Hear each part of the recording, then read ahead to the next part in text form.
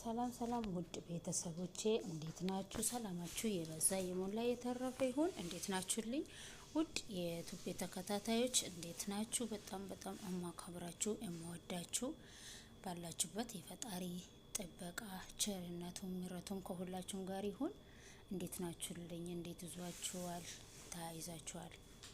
ፈጣሪ ከእናንተ ጋር ይሁን እያልኩኝ ዛሬ ወደ መጣሁበት ጉዳይ አገባለሁ። ጠፍቻለሁ። በእርግጥ አልተመቸኝም።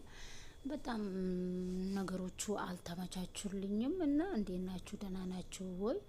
እኔ ጋር እግዚአብሔር ይመስገን እላችኋለሁ። ዛሬ ይዤላችሁ የመጣሁት እንግዲህ ትላንትና እንደዚህ ዞር እያልኩኝ ብታዩ መዞር እወዳለሁ። አንዳንድ ቤት መግባት እወዳለሁና የሚገርማችሁ ነገር ሙቤ ጋር በጣም የምከታተለውና የምወደው የማከብረው ወንድሜ ነው። ወንድሜ ብዬ መጥራት እችላለሁ። ምክንያቱም ስራዎቹ በጣም የሚያስደስቱኝና በቃ ብቻ ምን ልበላችሁ፣ በእውነት አንድ ወንድም አለን፣ አንድ መሸሸጋ አለን ብዬ በጣም የማደንቀውና የማከብረው ወንድሜ ትላንትና ለየት ባለ ቪዲዮ መጣ። የሚገርመው ነገር በሳዕድና በአሊ መሆኑ በጣም አሳዘነኝ። ምክንያቱም ልክ እንደ ሙቤ እነ ሳዕድንና አሊን በጣም ነበር የምወዳቸው ማከብራቸው። ስደት ላይ ባሉበት ሰዓት በጣም ብዙ ነገር ይሰራሉ፣ ብዙ ቪዲዮ ይሰራሉ፣ ብዙ ልጆቹን ይረዳሉ። ያንን ቪዲዮዎችን በጣም መከታተል ነበረ። አሁንም ድረስ በእርግጥ በጣም ነው ማያቸው። ሼር ሲያረጉ ይመጣልኛል የሚለቁት ነገርና ትላንትና በሰማሁት ነገር ግን በጣም ነው ያዘንኩት። የመጨረሻ በጣም ነው ያዘንኩት። በቃ ከምላችሁ በላይ ማለት ነው። ከነሱ አይጠበቅም፣ እንኳን ከነሱ ከአንድ ተራ ሰውም አይጠበቅም። ለምን እነሱ ስደትን አይቷል፣ መከራን አይቷል፣ ውጣ ውረድን አይቷል። እንዴት እየመከሩ ሰውን እየረዱ በጣም ለስደተኛ አዛኝ እየመሰሉ እነዚህ መሳሰል ነገሮች ከነሱ ሲገኝ በጣም ያሳዝናል።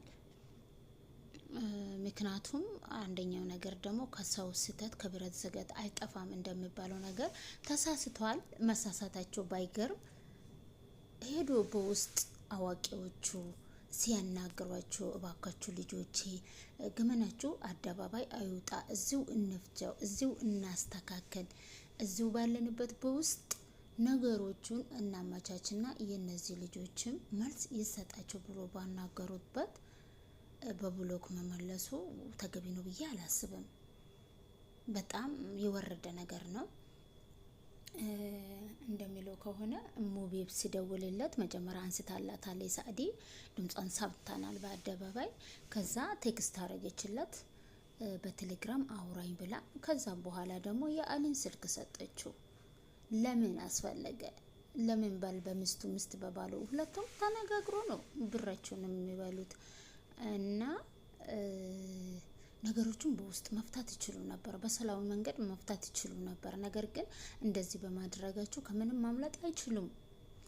እነዚህ ልጆች ህጋዊ ደረሰኝ አላቸው፣ ህጋዊ ደረሰኝ አላቸው። አዎ ህጋዊ ደረሰኝ አላቸው። ልጆቹ በጣም ጎበዝ ናቸውና ሪኮርድ አድርጓቸዋል። ከሷ ጋር ያወሩትን እያንዳንዱን ነገር ቪዲዮ ስልክ ሪኮርድ አድርጓቸዋል፣ አስቀምጧል። እንትኑ ራሱ አለ፣ ቀኑ ራሱ አለ። አሁን እቺ 450 ሺህ ብር ነው እንደዚህ 55 ሺህ ብር መሰለኝ። እሷ አሁን የሚገርማችሁ ነገር 2022 ላይ ነው የሰጠቻት። አሁን 2025 መጨረሻው ላይ ያው 7ኛ ወር ላይ ነው ያለ ነው። እና ከስንት አመት በፊት እንግዲህ ከ3 አመት በፊት ይሄን ሀል ታግሳታለች። እና ከዚህ በላይ ምን ልትታገሳት ትችላለች? በጸባይ ብታናግራት፣ በጥሩ መልኩ ብታናግራት ከዚህ በላይ ራሱ ልትታገሳት ትችል ነበር። እና እንደዚህ ማጭበርበር፣ የሰው አቅ ማብላት ከህግ የሚያድኑትና እንጃ ብቻ በጣም ከባድ ነው የምላችሁ ነገር ራሱ ግራ ገባኝ። ደንግጫለሁ። ከነሱ ስለማይጠበቅ ከነሱ እንደዚህ አይነት ነገር ስለማልጠብቅ በጣም ጥሩ የተቸገረውን የሚረዱት የወደቀውን የሚያነሱት ይመስሉኝ ነበርና በጣም አፍሬባቸዋለሁ። ሙሉ በሙሉ ስላችሁ አፍሬባቸዋለሁ። አይጠበቅም ከነሱ አንድ አባት ደግሞ በውስጥ መጥቶ ሳናግራቸው በተገቢው መመለስ ነበረባቸው። ከህግ አያመልጡም። ገንዘባቸውን እነዚህ ልጆች ቤትም ሆነ ያገኛሉ። ምክንያቱም ሀቅ ነው፣ ሀቅ አይቀርም።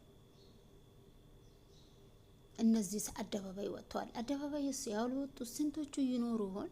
አድራሻቸው ጠፍቶ ስልካቸው ጠፍቶ ስልክ ቀይሮ የሆነ በቃ ገንዘባቸውን ተበልቶ አሁን ብላለች ልጅቷ። አሁን ትላንትና የቀረበችው ብላለች። አንዴ ከላላ ልጅ አለች፣ አንድ ኦሮሚያ ያርስ ልጅ ነው ያለችው አለች። አድራሻቸው ግን ጠፋኝ፣ እንዴት ላድርግ ስትል ነበር። ብዙ አሉ ማለት ነው። በዚህ አይን እኮ እንግዲህ ወደ 2 ሚሊዮን ደረሰኝ እጅ ላይ ያለ ስል ሼኩ እኔ በጣም ነው የደነገጥኩት። ስለ እውነት ነው የምላችሁ። እንዴ መነሻ የስራ መነሻ አድርጎ የተነሱት የልጆቹን ገንዘብ ነው እንዴ? እዚህ ጋር ብላ ገዛው፣ እዚህ ጋር መኪና ገዛው፣ ልጅን እንዲያደረኩት እንደዚህ አይነት እቃ የገባሁኝ እቃ ከሀገር ወደ ሀገር መጫጫን። እኔ ብዙ ቪዲዮዎቻቸውን ይከታተላሉ። እንዴ የሰው ሀቅ ነው እንዴ? በሰው ገንዘብ እኮ መክበር አጻት ነው። ልክ ዛሬ እንደመጣ ነገ ይሄዳል። ሁለተኛ ነገር ደግሞ በሰማይ ቤት ያስጠይቀናል። ለምን ከነሱ ማይጠበቀውን የሚያደርጉት? ያሳዝናል።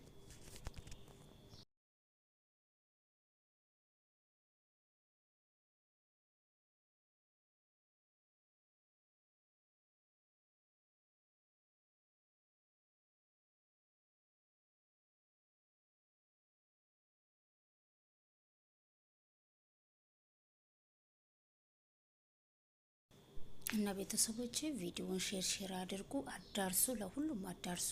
እነዚህ ሰዎች መያዝ አለባቸው፣ መቀጣት አለባቸው፣ የሰውን ሀቅ መመለስ አለባቸው። ቢያንስ ህግ ይዟቸው በንብረታቸው ራሱ መወሰን አለባቸው። ቢያንስ በንብረታቸው ላይ መወሰን አለባቸው።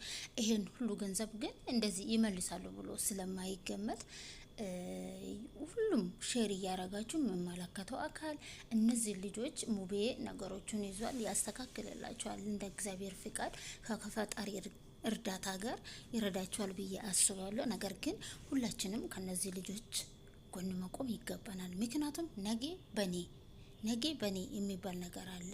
ስለዚህ እነዚህ ልጆች ገንዘባቸውን ማጣት የለባቸውም። ህጋዊ ደረሰኝ ይዟል፣ በእነሱ ስም የተላከ ይዟል፣ ከነሱ ጋር የተነጋገሩት መረጃ ይዟል። እያንዳንዷ መረጃ ይዛለች። እያንዳንዷ ልጅ መረጃ ይዛለች። ነገም ከዛ በላይ ሊመጡ ይችላሉ። ስለዚህ ያላችሁበት ቦታ ሆናችሁ ያለውን እውነት ተበልታችሁም ያላችሁ ስለ እነሱ ምንም የምታውቁት ነገር ካለ ማሳወቅ ነው። እነዚህ ሰዎች በህግ መቀጣት አለባቸው። የእነዚህ ልጆች ሀቅ መመለስ አለበት። ምክንያቱም እንዴት አድርገን ሰርተን ይህን ገንዘብ እንደምናመጣ ሁላችንም እናውቃለን። በስደት ላይ የምንኖረው ልጆች በጣም ብዙ ነገሮችን እናውቃለን። እንደዚህ ተመጥቶ እንደዚህም ደግሞ ባልታሰበ ሁኔታ መበላት ማለት በጣም ከባድ ነው። በጣም ስበዛ ማለት ነው። ስበዛ አረግፍ ነው። ምክንያት አንዴ ወልጃለሁ፣ አንዴ አርግዣለሁ፣ አንዴ እቃውን ጨርሻለሁ፣ ቀሪ ብር አስገቢ። ለምን ማጭበርበር አስፈለገ?